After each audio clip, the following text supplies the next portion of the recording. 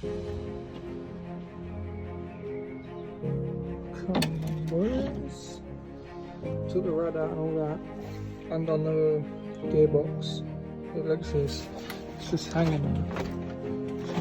All that's holding it is that one bolt there, one bolt on the other side.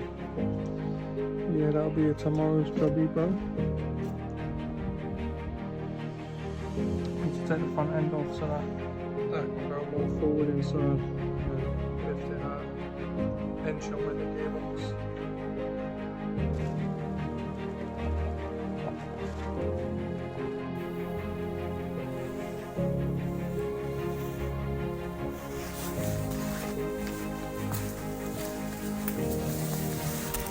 She's finished, boys. Finished.